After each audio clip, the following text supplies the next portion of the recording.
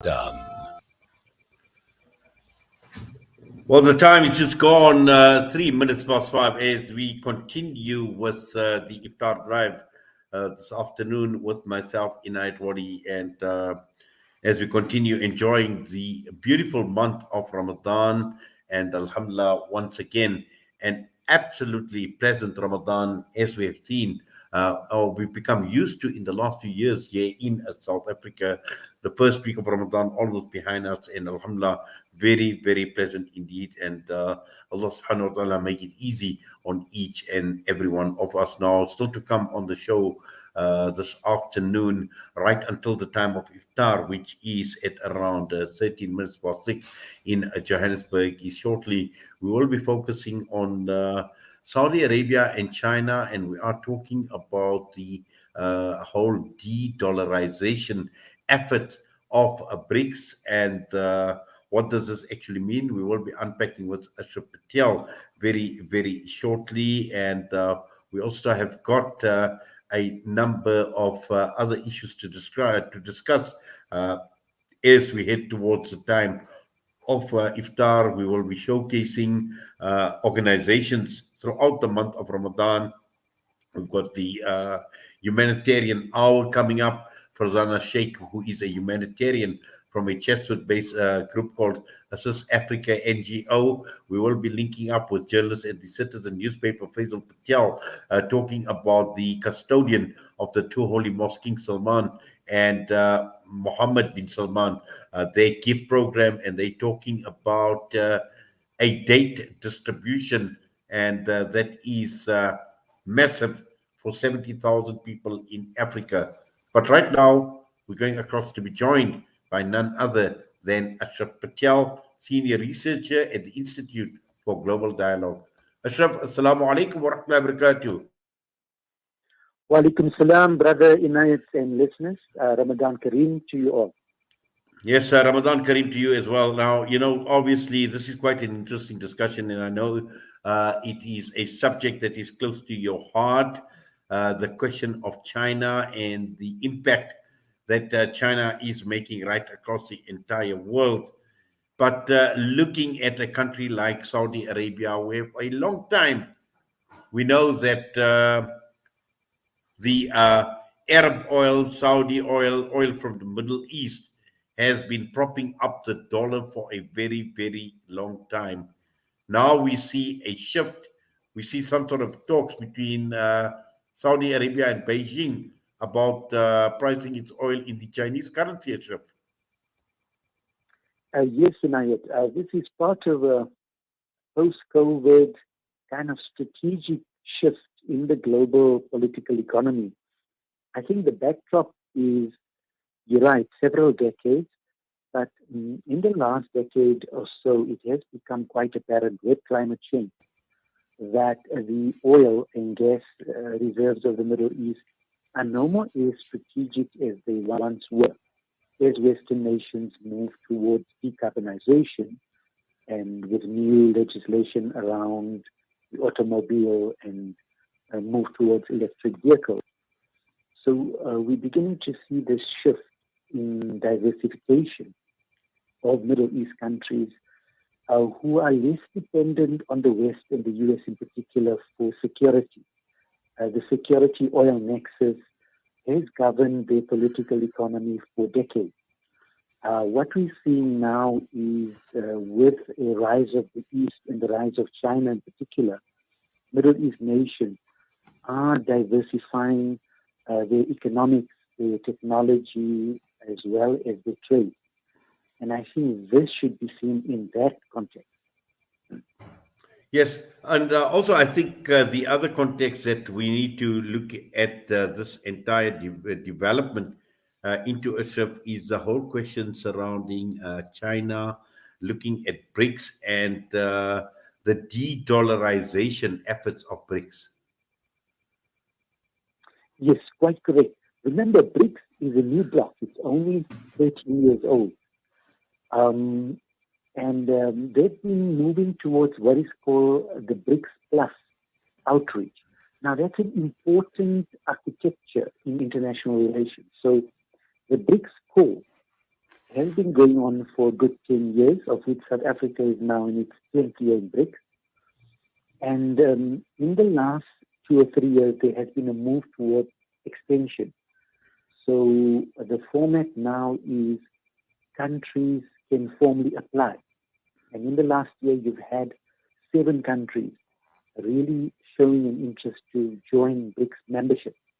And that is Argentina, Saudi Arabia, Iran, Indonesia, Senegal, Egypt, etc. This is an important development for several reasons. The move towards reforming global institutions is one, but also new terms of trade. The old days of the IMF bailouts, as we've seen, most of Africa is debt-ridden. In fact, the last year has been quite traumatic for African nations. Giants such as Ghana, Nigeria, South Africa, many of them are in debt due to high interest rate payments. And that is because of the dollarization of international aid and trade.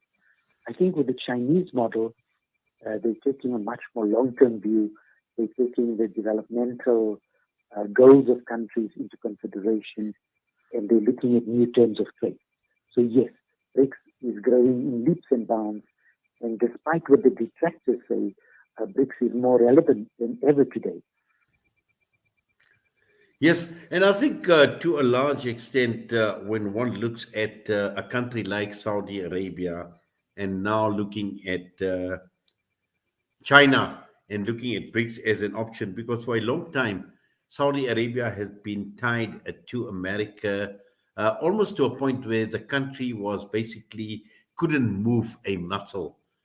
All the oil was sold in dollars. The dollars, the revenue from the oil was being banked in American banks. So Saudi Arabia was hamstrung for a long, long time. And at the end of the day, how has this actually benefited Saudi Arabia? And this is exactly, what Saudi Arabia must be thinking as well. That listen, this is now gone for far too long. We've reached now the end of the road as far as the dollar is concerned, and we need to look at other options. Yes, quite correct. You will recall the Gulf states, Saudi Arabia and the Gulf countries in particular, have been dependent on U.S. technology arms as well as consulting firms. That model has been highly unequal and completely overpriced. And with the recession and the high population growth in the Middle East, especially Saudi Arabia, it has a youth bulge, meaning that the youth unemployment has gone up. And they're concerned. The royal family and elites are really concerned about the unemployment rate. So the current model with the US and West is unsustainable at all levels.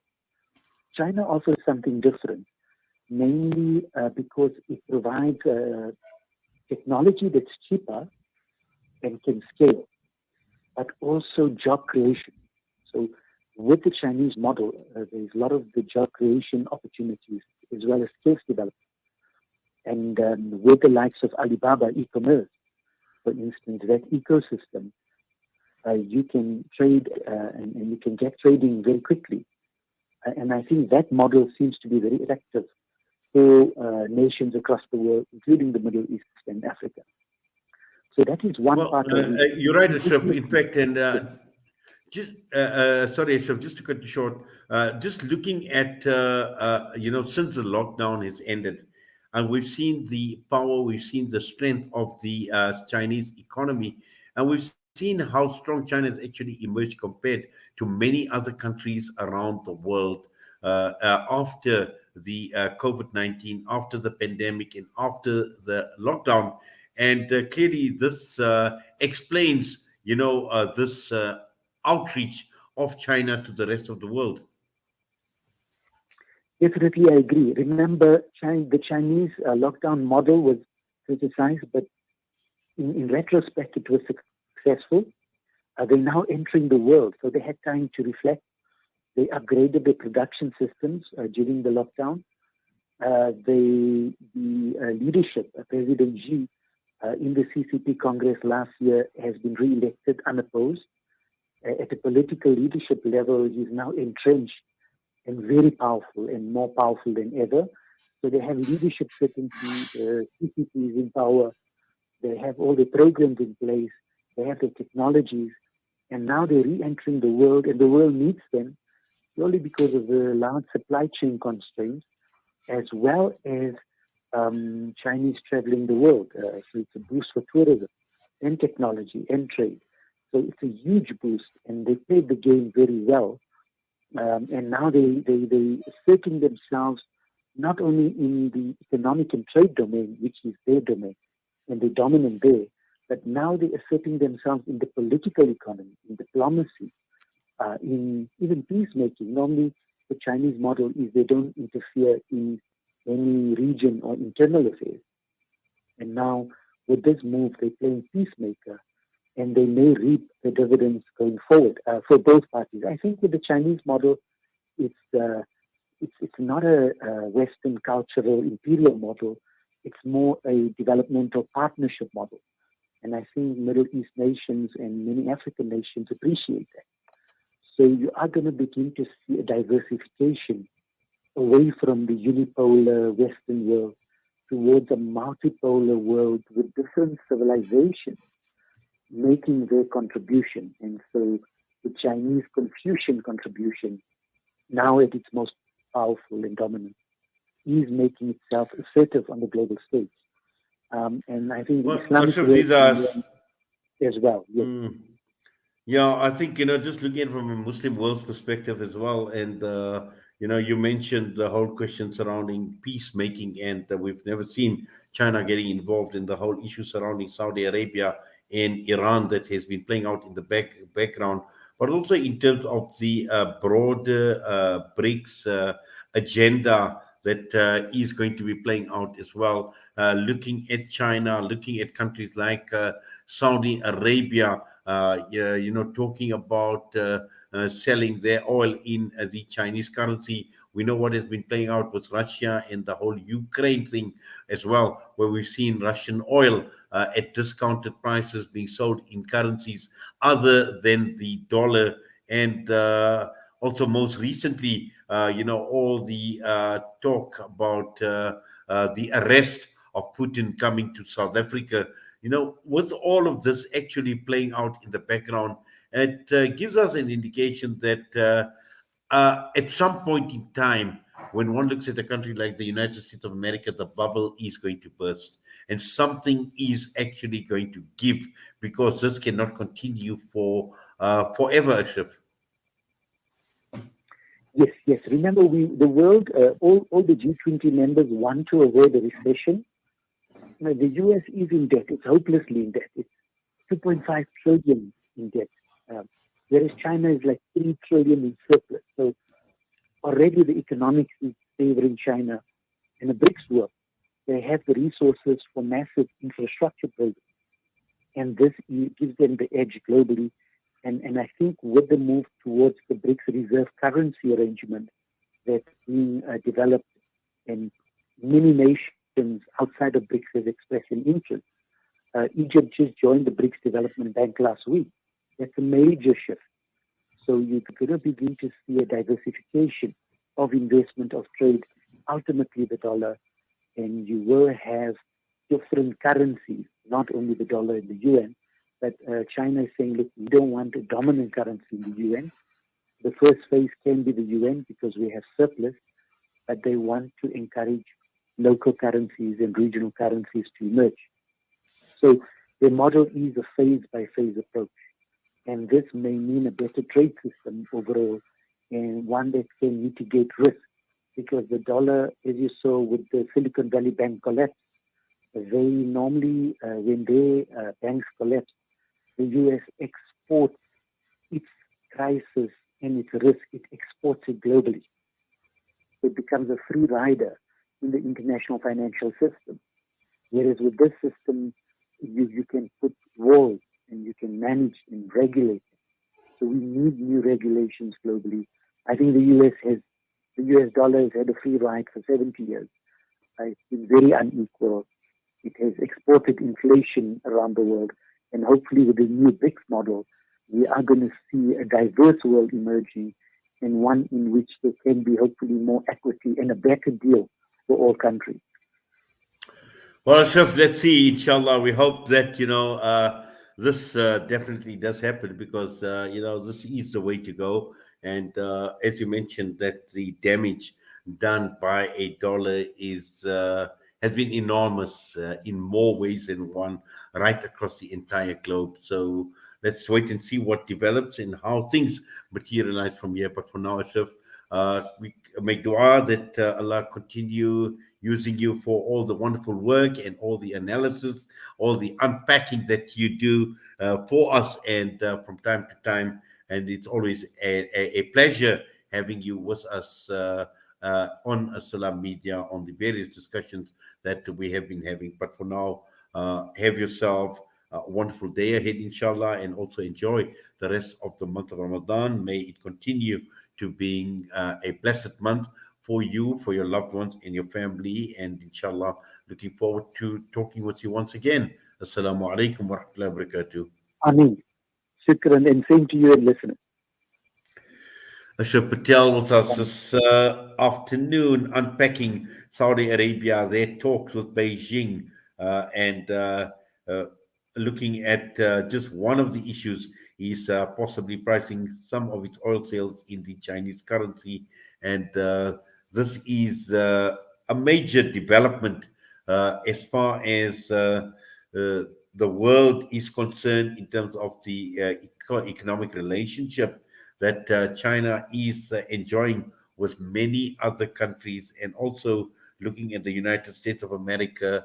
The dollar has been dominant for far too long, but what has been achieved through the dollar, very little, as Ashraf Patel has alluded to. The time is just gone, 20 minutes past 5, and we're going to go for a break. We come back, we'll be joined by Faisal Patel, another Patel, from Ashraf Patel to Faisal Patel. Here we're talking about 23 tons of dates to be distributed in Africa that will benefit something like 70,000 Muslims in the African continent, and this is part of the kingdom of Saudi Arabia. This is part of the gift program.